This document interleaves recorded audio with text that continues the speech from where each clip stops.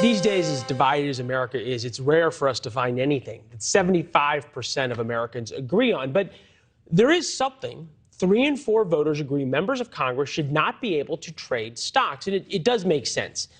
They get a heads up about pretty much everything.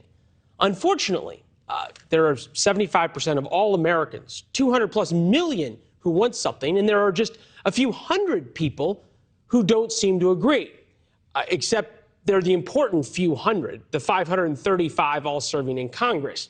Senator Josh Hawley just introduced a bill to prevent lawmakers from trading stocks. Here's what he said about the issue last year.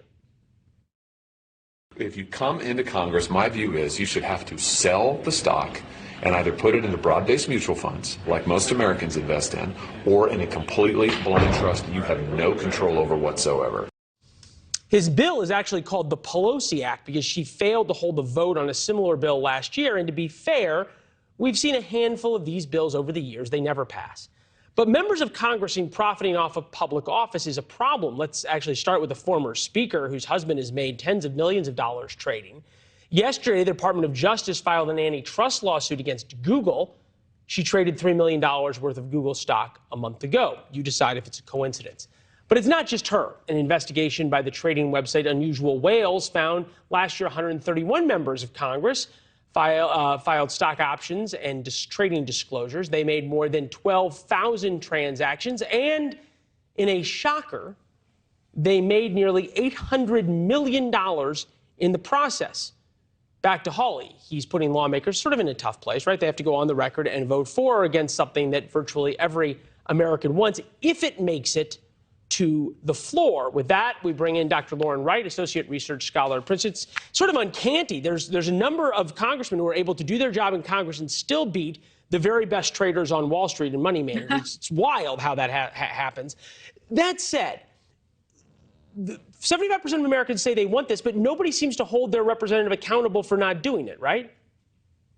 Right. And so, first of all, you can't trade on insider information if you're a congressperson. That's been true since 2012 with the Stock Act to stop congressional members from trading on inside information, and they have to disclose these things. But they're only fined $200 if they stray from that, and they're not held accountable. And so you're right. This makes complete sense, but Josh Hawley had to unfortunately call it the Pelosi Act. That's just an excuse for Democrats to say it's some kind of political attack. It would have been great if there was some Democratic support for this, but I think that's just something Democrats can say when they ultimately vote against this, even though they shouldn't. I mean, it's ridiculous. Yeah, Josh Hawley will be Josh Hawley. You just can't really stop it's that. It's a shame because it's a great idea. No, it is. Yeah. It is. When comparing the congressional members who traded, 131 of the possible 535, 26 beat the market. That equates to 20%.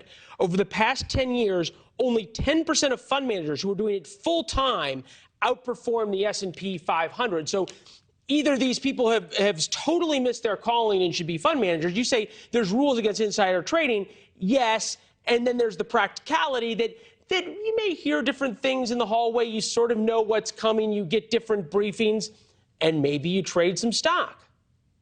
And it's very hard to prove. And so if you look at the case of Richard Burr, which, that case has been resolved now, they basically, we found out in interviews that his defense was, listen, no, I was just watching CNBC Asia very closely, and so I knew about the pandemic just like everybody else did. Yeah. And so the bar for insider trading is very difficult to demonstrate for a normal person. It's even harder if you're a member of Congress, and unfortunately, the rules we do have are not enforced at all. I think about the lawmakers who've tried to prevent Congress from trading stocks, and it is a bipartisan group of oddly honest people. Interestingly enough, some of them tend to be on the extremes of both the left and the right. I'm thinking sort of Hawley is sort of seen as very far on the right. Ossoff is seen as very far on the left. Jerry Nadler, another one. Are we sort of at this odd point where, pardon me, where the horseshoe of politics and populism is now meeting at the bottom of the extremes? On some issues it is, but I actually think most people would be surprised to know how closely senators in particular work together and relate with people on the other side of the aisle.